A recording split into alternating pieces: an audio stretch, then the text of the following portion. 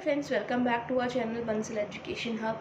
Friends, अगर अभी तक आपने मेरे इस चैनल को सब्सक्राइब नहीं करा है तो सब्सक्राइब कीजिए और साथ ही साथ बेल आइकन भी प्रेस कीजिए ताकि मेरे आगे आने वाली वीडियोस की नोटिफिकेशंस आपको मिलती रहे।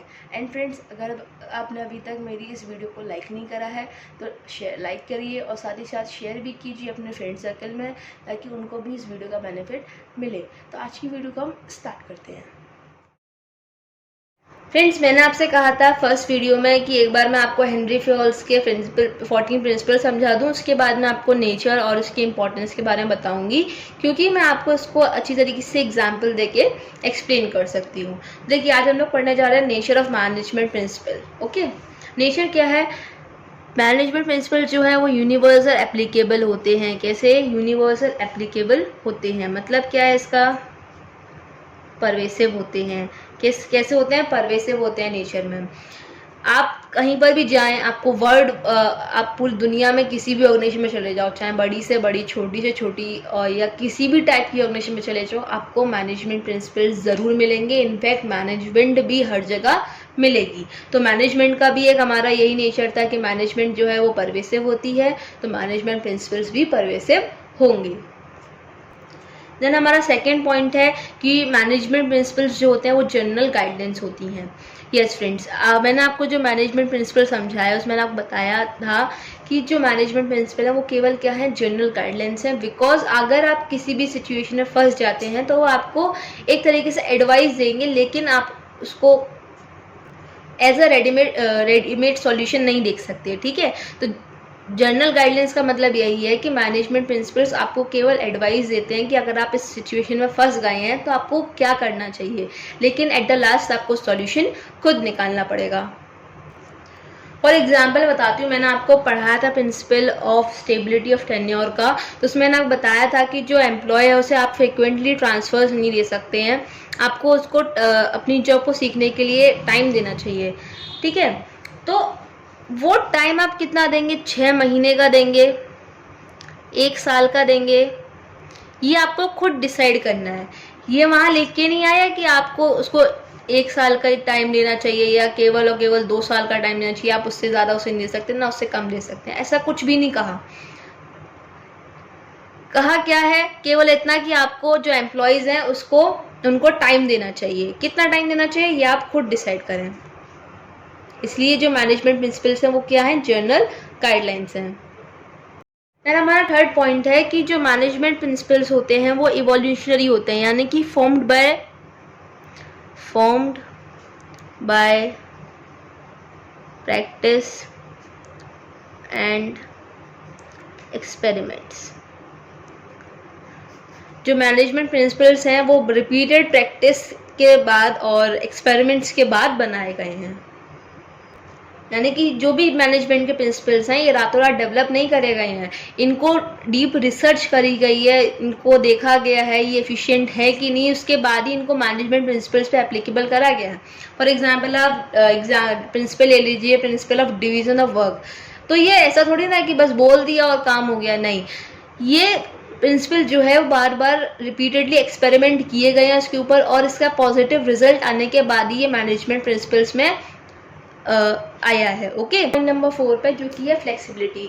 तो मैनेजमेंट प्रिंसिपल्स जो होते हैं वो फ्लेक्सिबल होते हैं नेचर में। एक मैनेजर उसको अपने सिचुएशन के अकॉर्डिंग, अपनी प्रॉब्लम के अकॉर्डिंग चेंजेस प्रिंसिपल्स के अंदर ला सकता है।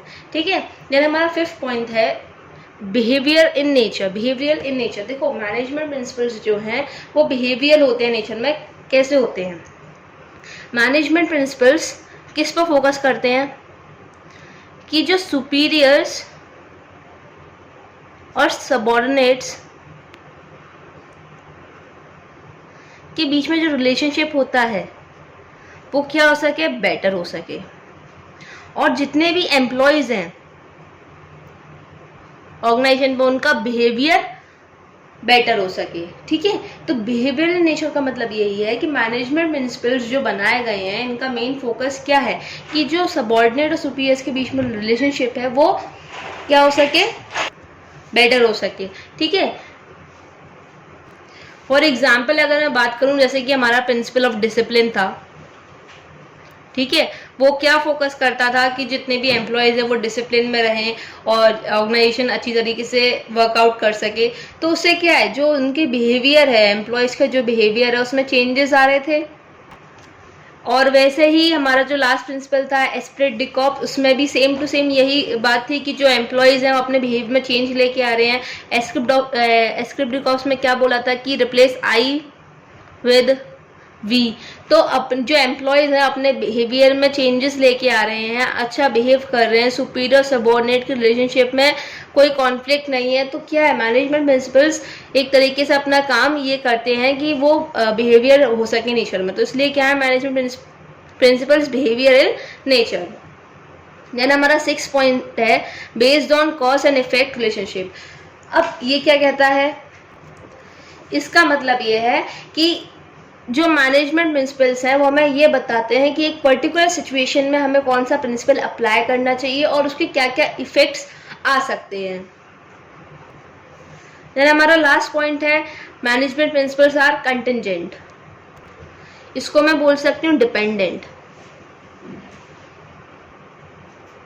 अब देखिए डिपेंडेंट क्यों, जो भी मैनेजमेंट प्रिंसिपल्स हैं वो क्या है, डिपेंड होते हैं किस पर, ऑर्गेनाइजेशन के नेचर पर, ऑर्गेनाइजेशन का नेचर, साइज, ठीक है, सिचुएशन क्या है जब आप मैनेजमेंट प्रिंसिपल्स को अप्लाई कर रहे हैं, आपकी ऑर्गेनाइजेशन कितनी बड़ी है, उसका साइज क्या है, किस टाइप की ऑर्गेनाइजेशन है, ये सब चीज़ें क्या है डिपेंड करती हैं कि मैनेजमेंट प्रिंसिपल्स वहाँ पे कैसे वर्कआउट करेंगे। जैसे कि अगर मैं बोलूँ प्रिंसिपल ऑफ टीम स्पिरिट जो होता है, जो टीम स्पिरिट वाला प्रिंसिपल है वो हर ऑर्गेनाइजेशन के लिए ज़रूरी है, हर ऑर्गेनाइजेशन के जरूरी। लेकिन क्या वो प्रिंसिपल उस ऑर्गेनाइजेशन में काम करेगा जहाँ पे केवल एक ही मेंबर काम कर रहा है या बहुत सारे मेंबर्स नहीं है, जहाँ पर टीम नहीं है, तो वो प्रिंसिपल उस जगह काम नहीं करेगा, ठीक है। तो जो मैनेजमेंट प्रिंसिपल्स होते हैं वो डिपेंड करते हैं कि ऑर्गेनाइजेशन का नेचर क्या है, साइज क्या है और ऑर्गेनाइजेशन किस टाइप की है, क्या सिचुएशन का चल रही है, उन सब पे मैनेजमेंट प्रिंसिपल्स क्या है डिपेंड करते हैं, ठीक है। तो ये हमने पढ़े हमारे nature of management of principles. एक बार और देख लेते हैं क्या क्या है। Management principles are universal applicable, then they are general guidelines, then they are formed by practice and experiments, they are flexible. Management principles are behavioral in nature, they are based on cause and effect relationship. Management principles are contingent यानी कि dependent. Then हम बात करते हैं importance of management principle. Management principles का क्या क्या importance है, ठीक है। Providing managers with useful insight into reality. इसका सिंपल सा मतलब ये है कि जो मैनेजमेंट प्रिंसिपल्स हैं वो मैनेजर्स को यूजफुल इंसाइट यानी कि जनरल गाइडलाइंस देते हैं कि वो उसको रियलिटी में चेंज कर सकें, यानी कि मैनेजर्स को वो लोग प्रॉपर उनकी नॉलेज को इम्प्रूव करवाते हैं, उनकी एबिलिटी को इम्प्रूव करवाते हैं, अंडरस्टैंडिंग को इम्प्रूव करवाते हैं। तो वही क्या है, providing manager with useful insights into reality. Then optimum utilisation resources का ऑप्टिमम यूटिलाइजेशन ताकि कोई वेस्टेज ना हो। देन साइंटिफिक डिसीजंस, मैनेजर को रोज़ाना काफ़ी सारे डिसीजन लेने पड़ते हैं, तो जो मैनेजमेंट प्रिंसिपल्स हैं वो मैनेजर को हेल्प करते हैं कि वो वायरस प्रॉब्लम्स यानी कि अलग अलग सिचुएशन के अलग अलग डिसीजन ले सकें, वो भी सिस्टमेटिकली और साइंटिफिकली, ठीक है। Then meeting changes requirement, environment में बहुत से चेंजेस हो रहे होते हैं।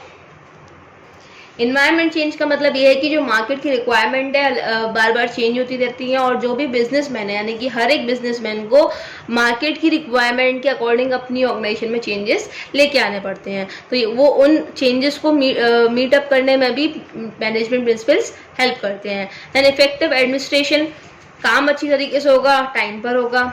फुलफिलिंग सोशल रिस्पॉन्सिबिलिटीज़, अपनी सोशल रिस्पॉन्सिबिलिटीज़ यानी कि सोशल रिस्पॉन्सिबिलिटीज़ का मतलब क्या है यहाँ पर, मार्केट यानी कि जो सोसाइटी की तरफ उनकी रिस्पॉन्सिबिलिटीज़ हैं उनको ही फुलफिल करते हैं, सोशल वर्क भी करते हैं।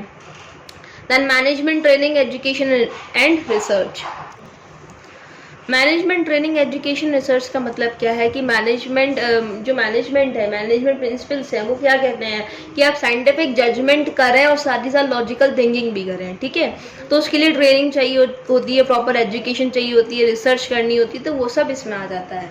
तो यहाँ पर फ्रेंड्स हम लोगों ने आज नेचर और इम्पोर्टेंस ऑफ मैनेजमेंट प्रिंसिपल्स हमने एंड करा है। देन हम लोग अगली वीडियो में पढ़ेंगे हमारे FW टेलर के प्रिंसिपल्स के बारे में, जो FW टेलर ने साइंटिफिक मैनेजमेंट के प्रिंसिपल्स दिए हैं उसके बारे में। तो keep watching my videos and keep supporting me. मेरे चैनल को सब्सक्राइब कीजिए, साथ ही साथ वीडियो को लाइक कीजिए और शेयर भी कीजिए अपने फ्रेंड सर्किल में, ताकि उनको भी मेरी वीडियोज़ का बेनिफिट मिले। Thank you very much.